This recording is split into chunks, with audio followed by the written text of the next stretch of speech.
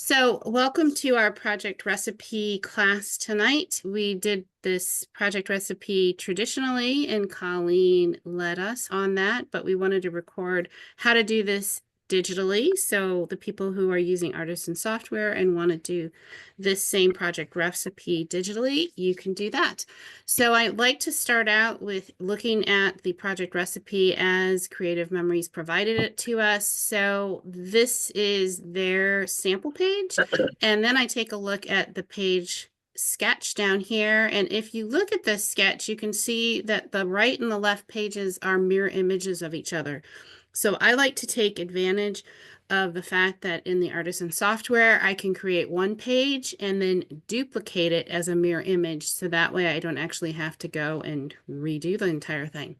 So I also like to show on the Creative Memories Advisor Guide where they give us different options for the papers. So if you have this digital kit or you have the Vintage Chic from the old Creative Memories, which the papers are slightly different, but it's very similar, but it's the same colors as this current issue of Vintage Chic. You can always take a look at their suggested paper pairings that they have down here on the advisor guide. This might be a good way to give you some ideas of how you want to create this layout using this paper. So I'm going to return to this and taking a look at it as Colleen showed us on the traditional layout. The two designer papers that were cut were 6 by 12, and they use these to form the base of the layout. They also had these two pieces that were 2 3/4 inches wide, and they laid that on top of it. They cut these borders, and then everything else is photo mats. So it's pretty easy to do using digital. So I will go ahead and slide this out of the way. And when I need to really refer to it, I will do that. So I'm on a page here, and the first thing I'm going to do is I'm going to insert a rectangle shape, and I'm going to make it 12 by 12 as my base. And now this is different than what CM had you do because I like to have that base as my background. And I don't really need to conserve paper by cutting this into a 6-inch piece. So I decided I just wasn't going to do that. So with this, I have a couple of ways of getting it centered. I can go up to the X and Y coordinates and position it at 0, 0. And now it's centered on my page. Or I could have gone to the home ribbon and done a line and center on the page. So that's one option. So the next thing I'm going to do is I'm going to insert another rectangle. So this one needs to be 6 inches wide. I'm getting ahead of myself. 6 inches wide and 12 inches tall. And I'm going to fill it with another color just so we can tell the difference between them. And I'm also going to position this one up at 0 and 0. So again, I could have made this other piece 6 inches because that's all I'm going to see of it, but I decided I didn't really need to do that. And again, I'm not conserving paper by welding like we were doing traditionally. So then the last shape I'm going to use to kind of form my background is going to be 2 3/4 of an inch wide and 12 inches tall. And I slide down this paper here. You can see that it looks like they allowed one sheet to be 6 inches and then they kind of divided this up. So you could, this is K and L, you can put this on the outside like they did, or you could even put it on the inside. Either way is going to be fine. I'll put this one on the outside. So we have 3 different pieces forming our background, and then they took, you can see here, they have another color, which is this 4th piece, which is their cardstock, is what they're going to actually punch and cut. Well, it's how do you punch digitally? So there's a couple of different options of doing this. And I am just going to show you, I will show you one in just a few minutes. So I am just going to give myself another rectangle just to kind of, and I'm going to make it a different color. Say okay. And now I'm going to make this 6 inches. I'm going to make it 2 inches tall. I am just using this as a placeholder for the moment. Well, and I'm going to go ahead and do my photo mats, my photos, and then I will show about cutting this. So then I need a number of different photo mats. And what colors you use, it really doesn't end up mattering. But they had a 4.5 by 4.5, and that was over here. And they also had a 4 by 6, and that was over on this side. So I'm going to just change its color. And then they had a 6 by 4.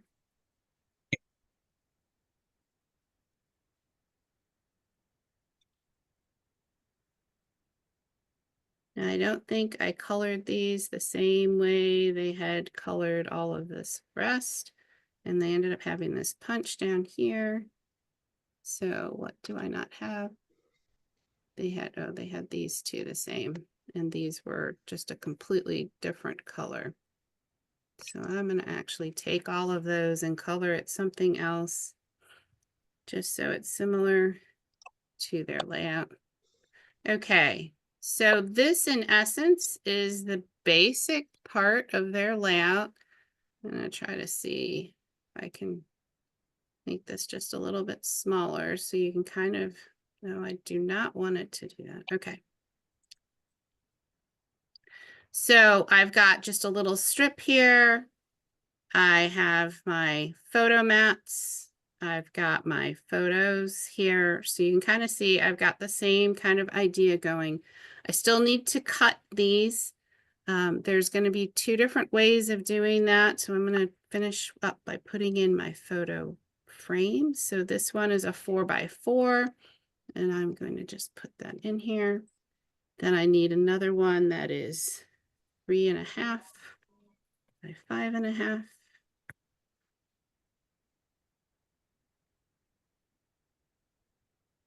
It comes together pretty fast.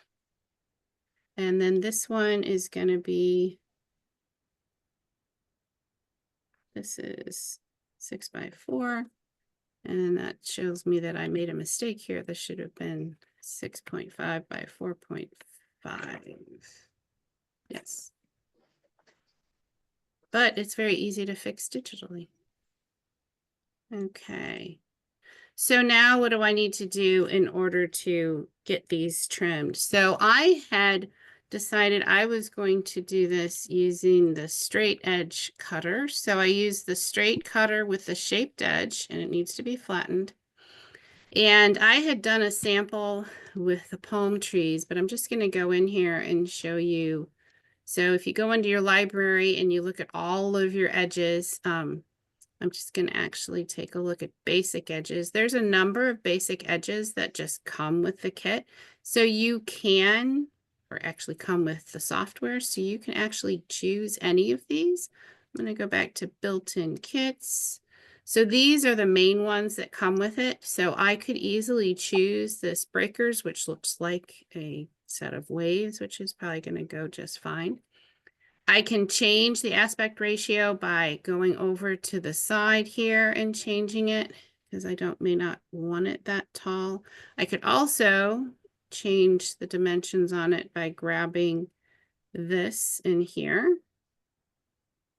So I end up with this different wave. So that looks actually pretty good.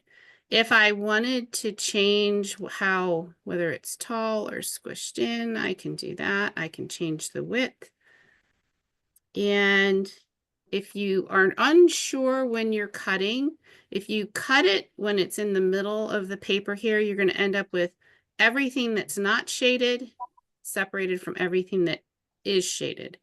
I really wanted this to be an edge, so I'm going to slide this down here, down to the edge. So what I'm going to end up with is these little waves, and then the rest of it is going to be cut away. Sometimes it's really challenging to decide whether you want to cut and keep the shaded area or keep the unshaded area. In this case, I definitely want to keep these waves. I'm going to slide this over just a little bit, and I want to keep the unshaded area, so then I'm going to cut it. And I'm left with this, so it looks like these little waves. But I look at that and I think, maybe I needed a little bit more of that base. So I'm going to undo, and I'm going to just do it one more time.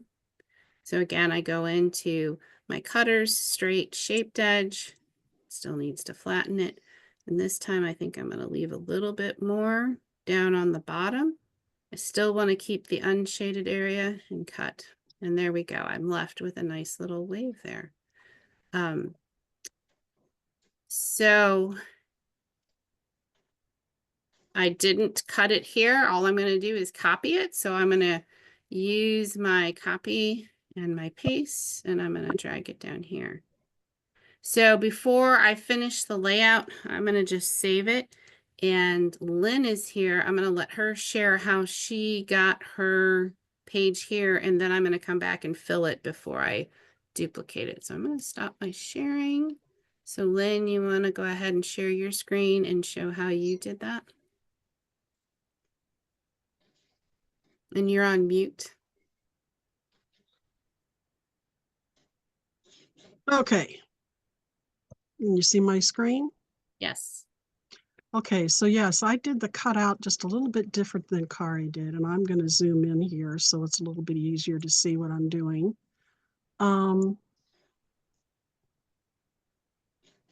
Scroll up. There we go. So I did it by inserting a line. So I drew a straight line or path, and I said, here's the beginning of my line, here's the end of my line, and you can extend it and make it longer if you need to. Here's kind of like the default settings, although this is something I had done before, so it comes in red, but that's okay. We're just going to create that now. I want to make sure my line is straight. So I just take one of these corners and drag it up until it won't drag up anymore. And now my line is straight. What it really is, even though I said I wanted to create a line, is it's really a stroke, and it's a 3-point stroke. I'm going to make that a little bit wider so you can see what I've got here. I guess I'm going to have to make it wider than that. And actually, I ended up making mine an inch wide. So that's as wide as I can make it. And I'm also going to change the stroke that I have by selecting a stroke from an art kit. And here's a bunch of strokes. Now I have another art kit that has some strokes in it. But if you go to the built-in kits, you can choose any of these strokes. A lot of times I will just choose the heart because it's an easy one to select at first. And why am I not? Go to stroke format. Why is it not big?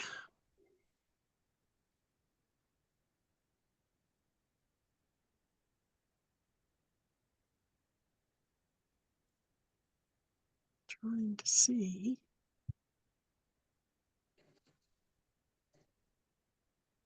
I don't know why it's not big. Oh, now it is.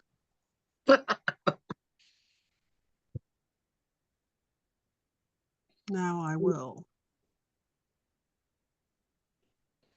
I don't know what happened there, but so now I'm going to go in. I really didn't want hearts, so I'm going to go select stroke from an art kit again, and I'm going to select a different art kit or something that I want to use. And in this case on mine, and just so I can show you what it is that I did, I chose this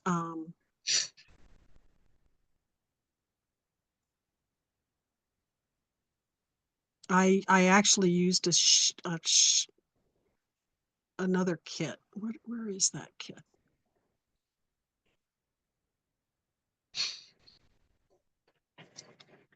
Stroke format. There we go. That's what I wanted. I wanted to get a shape from an art kit. bring it up here. And in this particular case, I'm using the Shape Magic sampler kit, and I chose this particular shape Oh, and select the shape. And this is how it comes in. And I decided I wanted them overlapping, so you can use this to space them out even more or to bring them closer together. And I brought them closer together until they were overlapping to something that I wanted. look at That was that. pretty much the same. And then you can change the color. So I selected a color that matched my page. And in this case, it was this color, but right now I'm going to do this one because it'll show up better on the lighter color. And that's how I created it. And I said, okay. Now the other thing I did when I created it, and I'm just going to do what Kari did and do a copy and then a paste. And I'm going to pull the pasted one down here so you can see it. And I did a format light shadow on it, and you can see that it changes the look of that quite Yeah. a bit. So you may not like it, you may like it. You can always remove it if you want to, but that's how I did my shape. This is limited. This is limited to the 1 inch because it is a stroke, and the stroke is no more than an inch, but you don't have to worry about the borders or the edges being right on the edge. So Thank another you way so to, much for sharing that. Yes, oh, you're welcome. nice.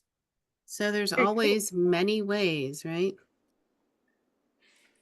Okay, so I will just finish up this layout here. So in looking at the various contents, I am going to use Creative Memories Serene Waters here and just fill my papers.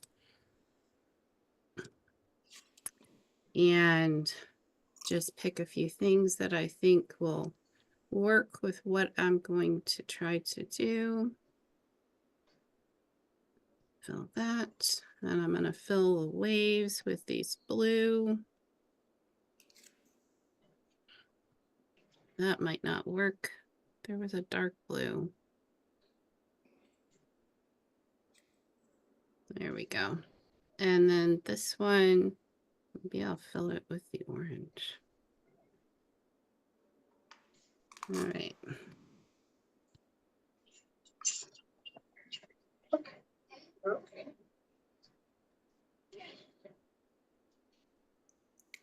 So now that I've pretty much got the page done and designed, I want to go ahead and use the software to help me make this really fast and easy. I'm going to go ahead and mirror image this page.